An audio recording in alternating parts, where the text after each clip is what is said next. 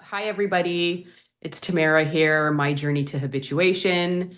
I am really lucky and grateful to have Lisa here with me today, who is going to share her story. And, hopefully some of what she says can resonate with some of you. And my goal in doing this is just to share as many tinnitus stories as possible, good or bad, and hopefully bring us all together in that way. So, Lisa, thank you so much for reaching out to me and for agreeing to share your story. So, why don't you just start off by telling us a little bit about yourself?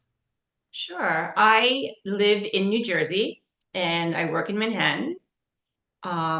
I work for a small boutique wealth management firm and lucky enough to be able to work from home most days during the week. Um, I noticed well, actually over a year. It's been a few months, almost a year and a half. It was back in March of 2024. I, like most, woke up one day and I had this insane hissing going on in my head, and it was just the most bizarre sensation. And of course, it freaked me out. I had no idea what the sound was. I didn't know if it was going to go away. The longer it lasted, the more I freaked out. You know, I've I've listened to so many different people's stories, and I went down that same path of just having panic and anxiety because I didn't know what it was. I'd never heard of tinnitus before this happened to me, which most people, the same situation, they just never heard of it. So they didn't know what was going on with them. I didn't know what was going on with me. For me, it's a 24-hour hissing sound. It's not that ringing. I've gotten that ringing. I've heard of ringing in the ears before. You get that little ring that lasts about a few seconds and then it goes away. But it's not that. For me, it's more of a constant hissing. It doesn't come and go. It's just constant. So, you just Um, have the one noise all the time. I have the one noise all the time. It's funny though because I'll get that ringing sensation coming and going sporadically. But for the most part, yeah, it's just that one noise all the time. But I have heard that people do have multiple noises and it does change. Um, but for me, so far, I'm kind of new into this. So knock on wood, I hope it doesn't get to that extreme or, get worse.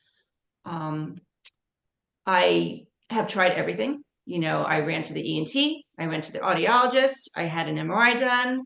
And of course, everything came back fine, nothing. You go to the ENTs, and unfortunately, they don't have anything positive to do or say. There's nothing that they can do. And habituation seems to be the path to go. Um, I hope I can get to that point. I don't know that I am. I try sometimes to just sit in a silent space, which I don't know if that's good or not, but to listen to it just so that I'm more used to it and not, well, actually, so that I'm not scared of it.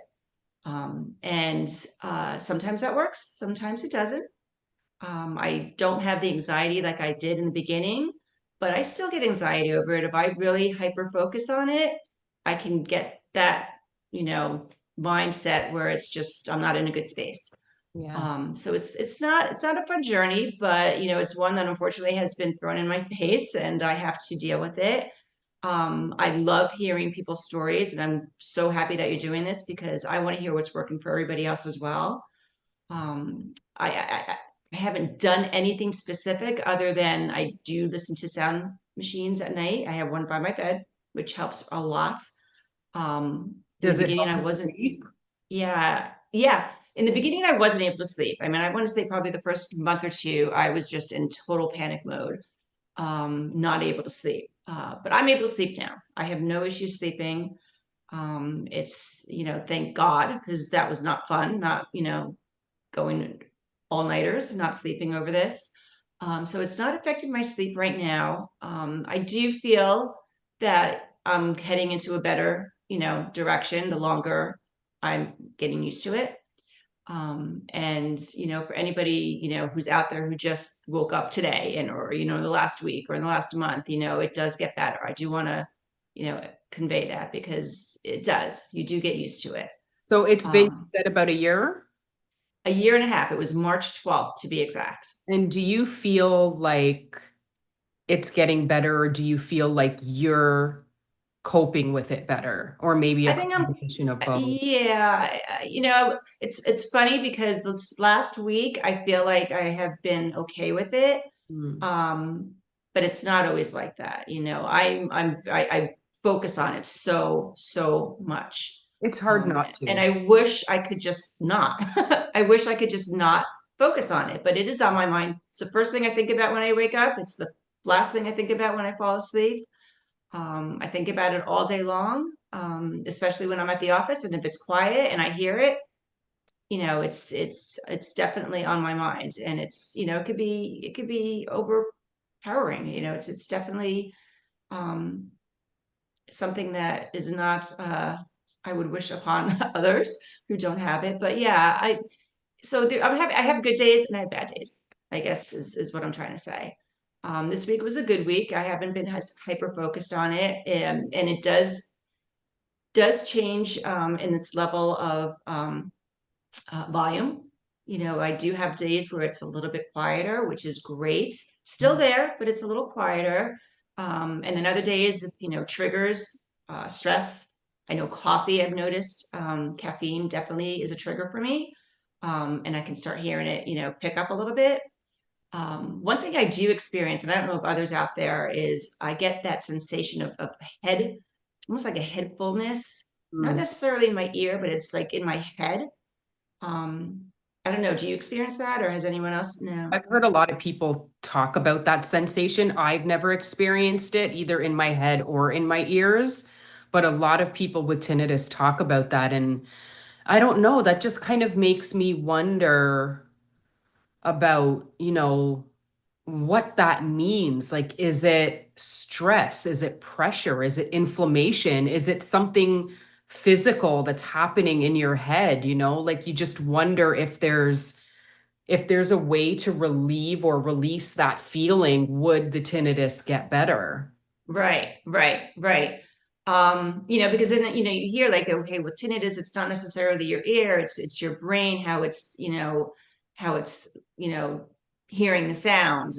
It's something within your brain.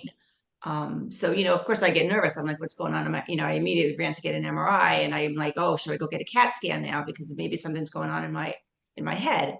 Yeah. One thing that did happen before I woke up with the tinnitus is I did notice I had woken up a couple of times in the middle of the night with a really weird sensation, like it was kind of like a crackling sound in my head. Hmm. And I thought that was really strange. It lasted for about a few seconds and then it would go away. And of course, back to sleep I went.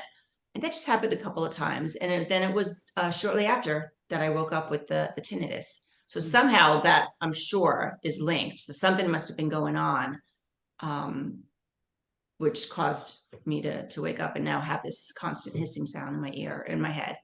Do you have Um, any physical pains or aches or anything that you find corresponds with your tinnitus? Because for me, it's my TMJ for sure.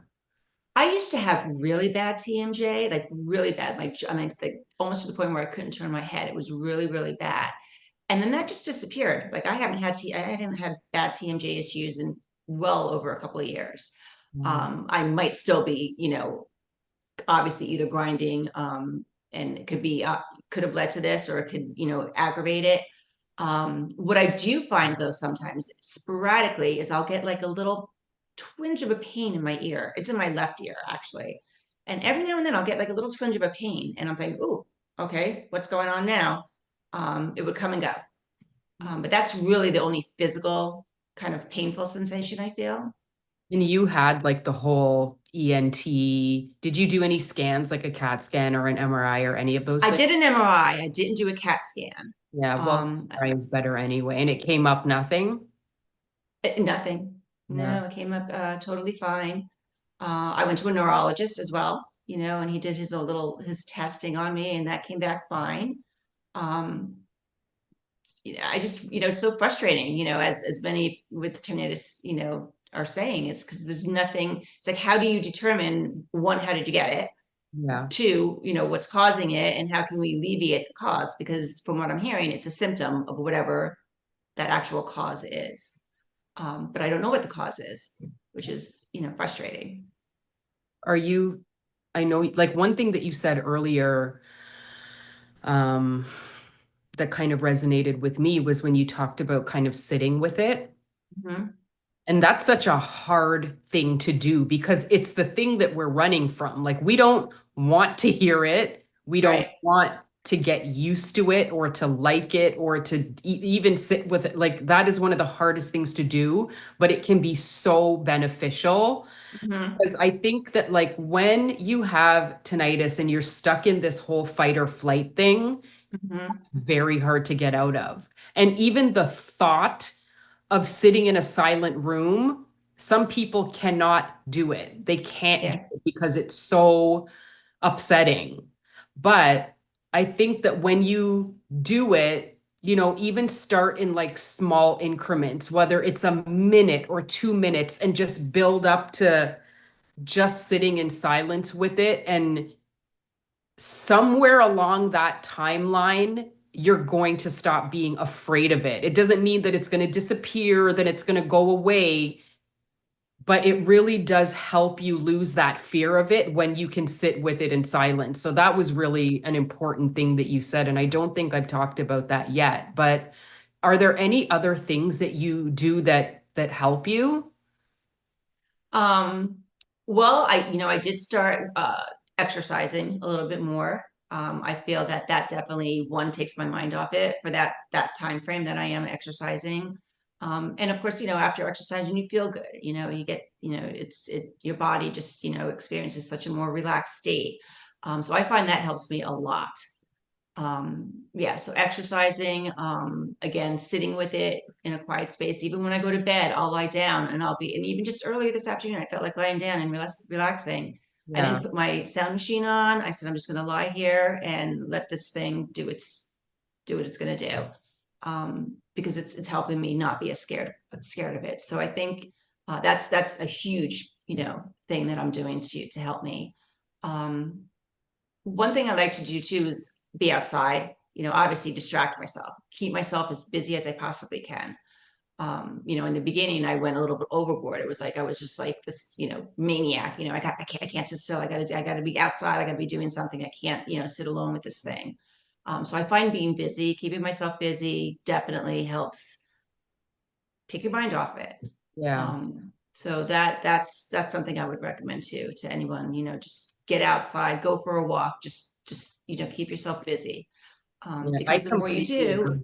what was that? I completely agree. Like, Yeah, I think exercise, obviously, it keeps you healthy, yeah, but also when you're exercising, whether it's like a class or, Pilates or whatever it is, you're having to focus on doing something else and you can't 100% focus on the noise. And it's right. in those little moments that I think habituation starts to exist, is when Hmm. you just forget about it for a second, because Hmm. 1 second is 1 second, but that 1 second is going to grow to 5 seconds. And then it's just going to keep growing until, eventually you get to a place where it just becomes more manageable. And from there, we can only hope that becoming more manageable just continues to decrease and decrease and decrease until, it's just there and we just don't give a crap about it or it's gone. Yeah, right. No, I totally agree. Because I find sometimes like when I'm really, focused on work, a few seconds will go by and I'm like, wow, I was really focused on whatever I was just doing. And I didn't hear anything. Like I wasn't thinking about it. Maybe I was hearing it, but I wasn't thinking about it because I was so focused on this one thing. And you hit it right on the nail though. That few seconds is going to grow into more seconds, into minutes, and before you know it, it's you're training your brain. So I agree. I'm so looking forward to getting to that point. I think I still have a long way to go.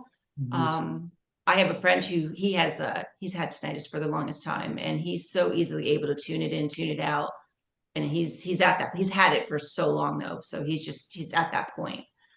So I know it's possible. So there is hope. Did you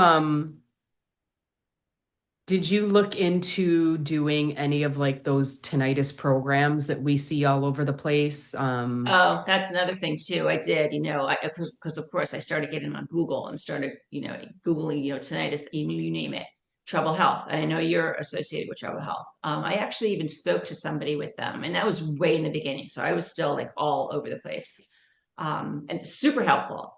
But I didn't know which direction to go, and I still don't know if I want to go with any kind of a device to help with the habituation.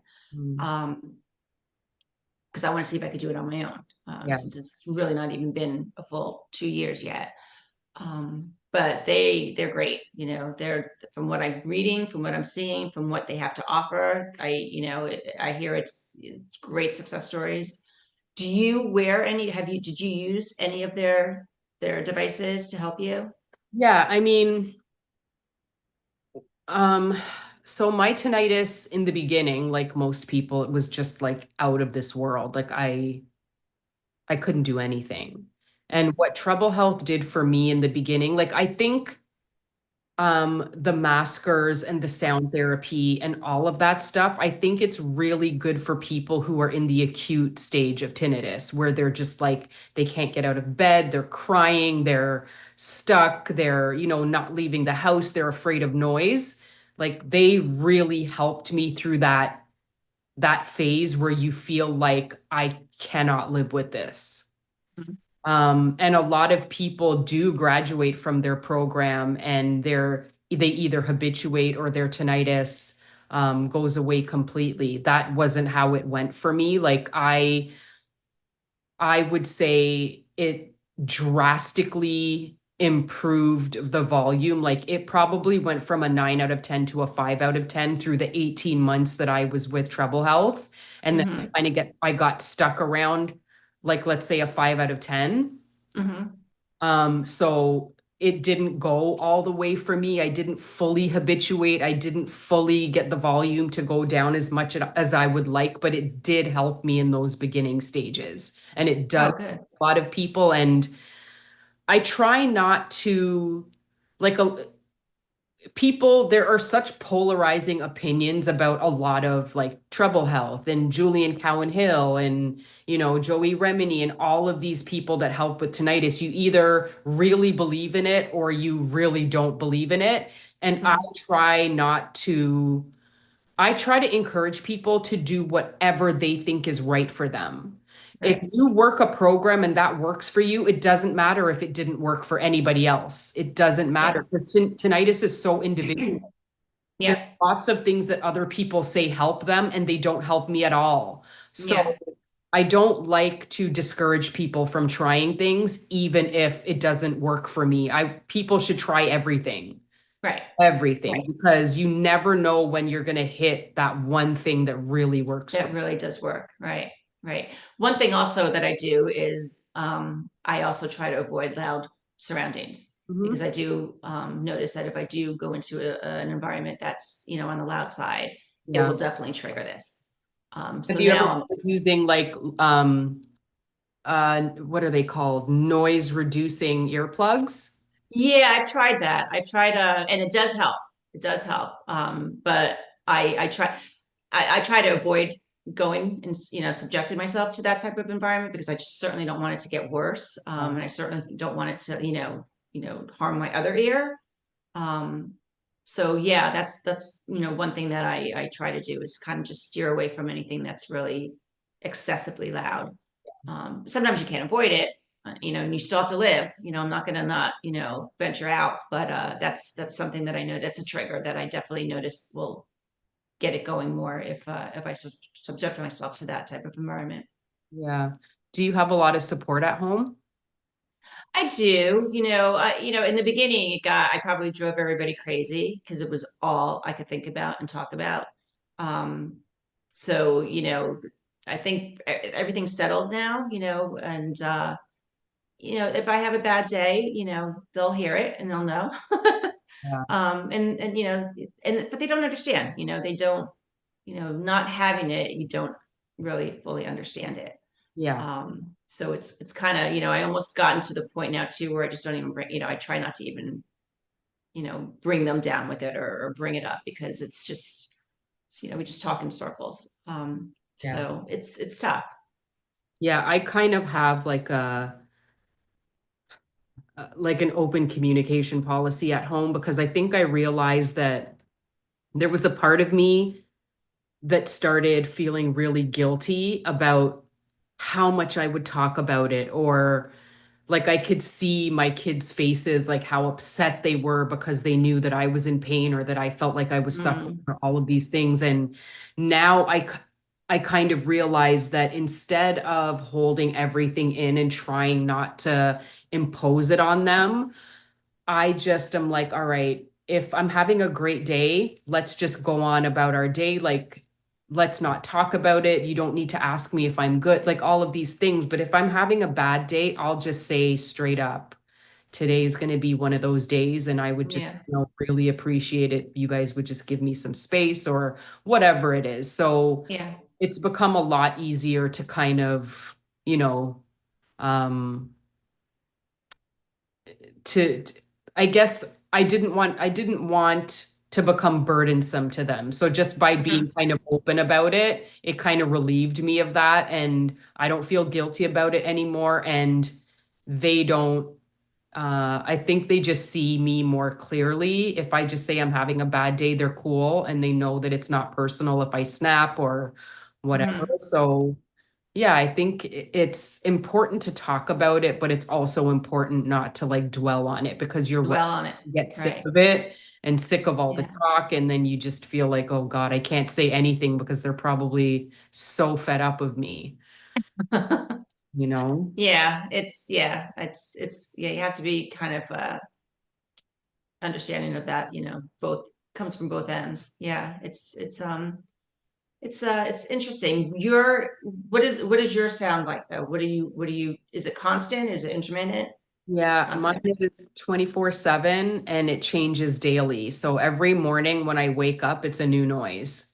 And I've Oh got wow. about 6 or 7 different sounds, and it kind of just they just swap themselves out every day. What sounds are they? Um, so I've got one that sounds like a room full of crickets and cicadas.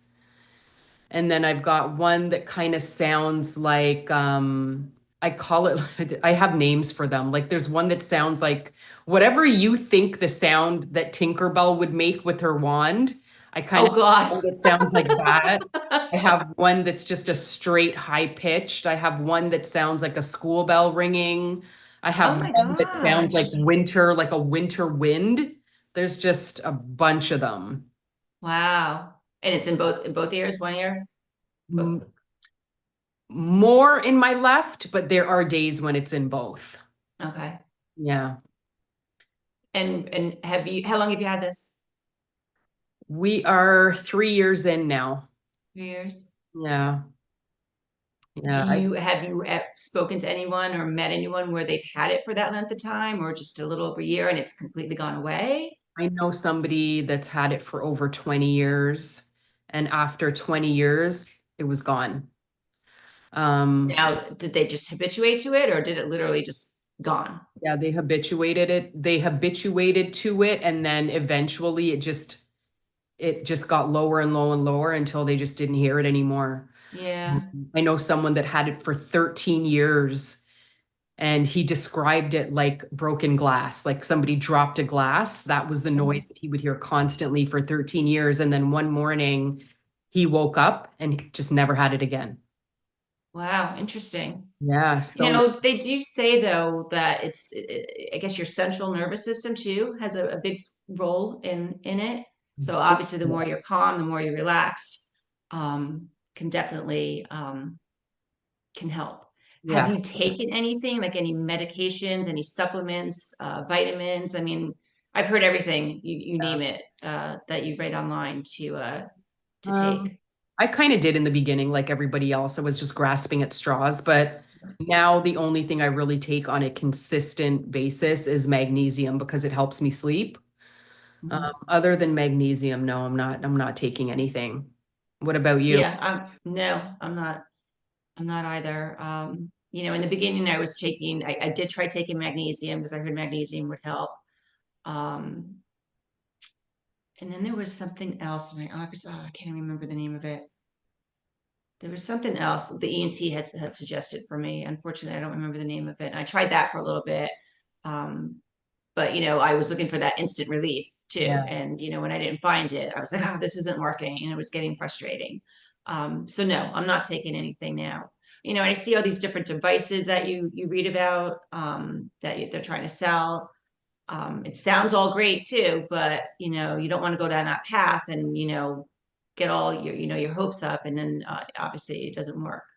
Now I kept hearing about this. Was it the Susan Shore? That was her device. Is that out? Has anybody tried that? Is that anything that's a positive? I don't think it's gone through the full FDA approval It's yet. not yet. Yeah, Um, so yeah, I mean, the if we could be sure that they would work, that would be great. But yeah, these devices, like the linear device came out, didn't really work that well for the majority of people. You spend $5,000 on it and it does nothing. yeah. So, you know, But they do say like hearing aids can be programmed as well to kind of. It's just another noise in your ear to kind of just yeah. I that's think I mean, so far it's working for me, is to just face it head on and, sit in silence and take it in small increments, like you said, just so you can get to the point of not being so afraid of it. yeah, Because I think that's huge. yeah. I don't Um, know what's worse, is the anxiety or the noise itself? Because sometimes the anxiety is just almost too much to bear too. yeah, that's for sure. I think we all kind of know what that feels like. Um, is there any advice that you could give to somebody who's watching or listening that is in that place, when you feel like you're not going to get any better? Yeah. Well, that's another thing too. When I first got it, the first thought I, kept thinking over and over was like, oh my God, I'm going to have this the rest of my life. And that just scared the daylights out of me. Um, and I very well may have it the rest of my life, as everybody else and others out there. But it's not a death sentence. Yeah, It's your health is your mental health. You need to definitely take care of your mental health, because it can definitely be, difficult to deal with and affect your mental state. But your overall health, it's not, it's not a terminal sentence. So just honestly, I was in the worst place you could possibly be in the beginning. So I completely understand, for anyone out there that's experiencing that now, it's horrible. It's not a happy place. Um, but believe me, it will get better. I'm in this over a little over a year now. And this time last year, I was a basket case. Um, but today, I'm just continuing to put one foot forward. I'm not scared of it like I was. I don't let myself get too, well, I don't want to say I don't let myself get focused on it, because I do. I still spend days where I'm focused on it.